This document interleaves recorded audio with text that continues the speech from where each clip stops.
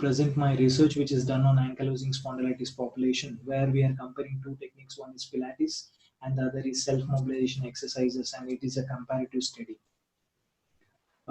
As we all know, ankylosing spondylitis is a chronic inflammatory disease which is involving the axial spine and which is usually beginning in the early adulthood at 20 years of age group to 45 years, and will see less presentation after 45 years of age. And it has a strong association with HLA-B27 antigen. And whereas HLA-B27 antigen plays a significant role in diagnosis, and whereas if an individual is having HLA-B27 negativity, he also has a chance of developing of AS 1 to 2%. And about 15% of patients have this ankylosing spondylitis before 16 years, that we call it as a juvenile ankylosing spondylitis. And whenever these kind of ankylosing spondylitis patients present to the physiotherapy department with back pain, and they have been mistreated or misdiagnosed as mechanical low back pain, and with some lumbar disease and with some regimen, and they go on treating like that, and then within due course of time they turn out to be ankylosing spondylitis. So we have to be very careful when evaluating patients who come to physiotherapy department with low back pain, whether it is mechanical or inflammatory back pain, and always think of ankylosing spondylitis. And this is a reason why there is a diagnostic delay which is done, and the patient lands up in this characteristic bamboo spine formation. So if early diagnosis can be done, then that can be prevented. So there were two techniques which were taken as intervention. One is Pilates, another is self-manual mobilization techniques. Pilates were first developed by Joseph Pilates, and there were certain principles with which these exercises have to be carried on. So one is we have to be very paying good concentration whenever we are doing, because this involves the core muscles. One is the abdominal and then the back muscles, and we have to have a good breathing control, and this has to be done with great precision. Pilates in the current study which is used, because it was found to be beneficial in strengthening the core muscles, improving the endurance of the muscle, and improve the motor control of the trunk, as well as proprioceptive balance and flexibility in the ankylosing spondylitis patient population. Whereas self-manual mobilization exercises have shown a significant improvement in improving the chest expansion as well as the posture, and improving the spinal mobility of the patient, where that is the greater cause of concern for a physiotherapist in improving the quality of life. What does the literature review say? That there was a study which was done by Erica in 2014. This was a review article, and they concluded that fundamental tool for managing this kind of disorders is exercise. So they say that exercises, when they are used in with as an adjunct to pharmacological therapy, that has dramatically improved the control of signs and symptoms. And Alton et al. 2012, they have conducted a randomized control trial, and it's a prospective study in AS patients, concluded that Pilates exercises had a significant effect in improving the functional ability of the individual suffering with ankylosing spondylitis. And in 2011, L. Alton, he also done a study on 55 patients, and they have concluded that Pilates exercises are the safest method of exercises to improve the physical functioning and to improve the quality of life of ankylosing spondylitis patients. Whitberg in 2008, it was a randomized control trial which stated that self-mobilization techniques had a significant improvement in improving the chest expansion, because it's going to affect the chest wall mobility, and spinal mobility, because due to the kyphotic posture and then bridging osteophyte formation, that's going to hamper the spinal mobility of the patient, where that these kind of interventions like self-mobilization exercises had a great significant improvement in improving the postural deformities. So what was the need of study? There is till now there is no gold standard protocol for treating ankylosing spondylitis. There were few studies said that Pilates is good and it has been the safest exercise, whereas some studies say that Self manual mobilization exercises are very much better, and these are going to improve your spinal deformity as well as your chest mobility. But there were no comparative studies between Pilates and self mobilization to say that Pilates is better or self mobilization techniques are better. So I felt that out of these techniques, because both are better, which has a greater impact and improving the quality of life of ankylosing spondylitis patient. That was my main intention behind this study. So, what was our aim of study? Here, our aim of the study was to compare the effectiveness whether Pilates is going to be the best or the self-mobilization exercises are going to be the best in managing the early stages of ankylosing spondylitis patients. What were the objectives? The primary objective of the study was to decrease the pain what the patients are suffering and decrease the stiffness of the axial spine and improve the spinal mobility and to prevent the skeletal deformity and maintain a correct posture.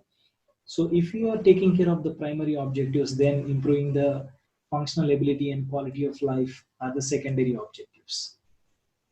So the hypotheses were framed. The null hypothesis will be there will be no significant difference between Pilates and self-mobilization exercises, whereas alternate hypothesis there is a significant difference between Pilates and self-mobilization exercises.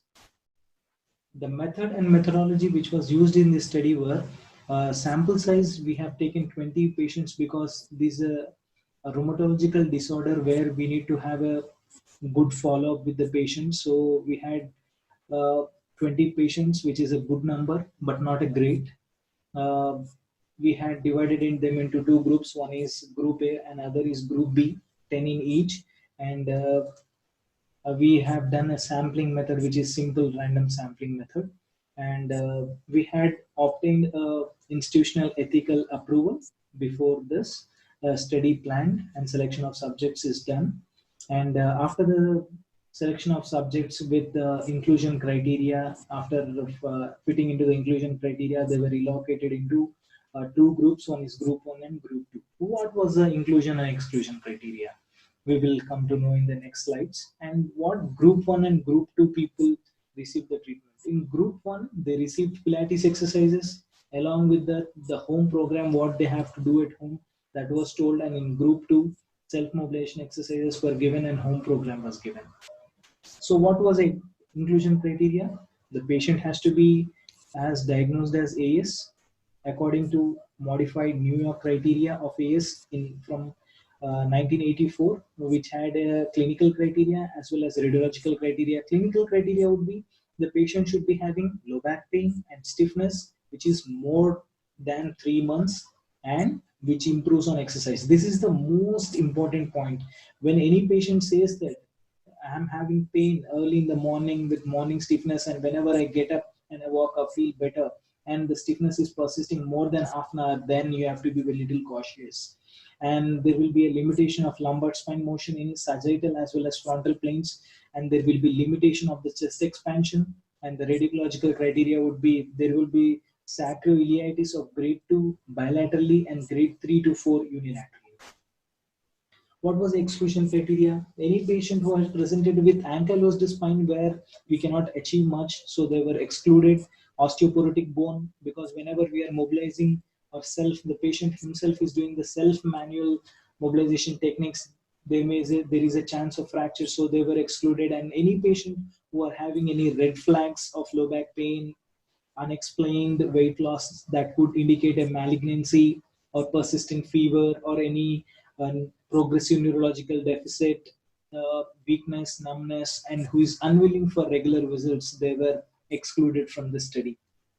The group 1, as we all know, received the Pilates treatment. This was individualized protocol, which was consisted of a set of Pilates exercises, which were focusing on the chest wall as well as the spinal mobility. And they were given 2 sessions per week over 4 weeks. And before the start of exercises, all the participants will receive a basic introduction how to do and how to stop, what was the gap between. So everything was taught to them before starting the exercise regimen. And they consist what was the exercises which was included in Pilates group. First, these have to do, and we have different progression of exercises in Pilates. One is mat, chair, and various advanced level. But we stick to the mat.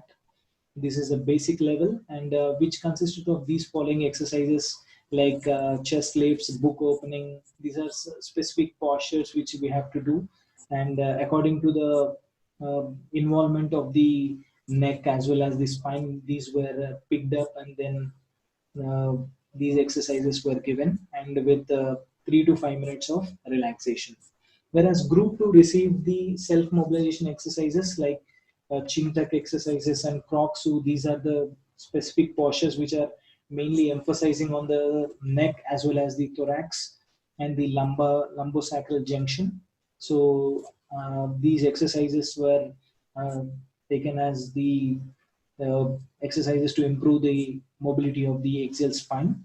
Uh, they were like corkscrew, chin tuck, self mobilization exercises, standing and lumbar extension, abdominal drawing in hook lying position, quadruped position, and set shotgun exercises. Each group will receive exercises format to do exercises at home, and education about the posture is given, and positions in lifestyle activities. Whenever they are doing some activities, what kind of a postures need to be adopted, and doubts will be clarified on the phone calls. If they're doing exercises at home, if they have any doubts, they are free to call the principal investigator, and then they can have a regular review too. And the assessment is done on the day one and after the 4 weeks. And what were the outcome measures? The outcome measures were visual analog scale, bath ankylosing spondylitis functional index. How their functional index? This is a questionnaire which we can get it online, and then bath ankylosing spondylitis disease activity index and bath ankylosing spondylitis metrology index, which says that how is your flexibility and disease activity is measured by BASDAI. So the data was analyzed in the both the groups at day one and fourth week respectively, and the raw data was arranged on to maintain the master chart, and then the means were calculated.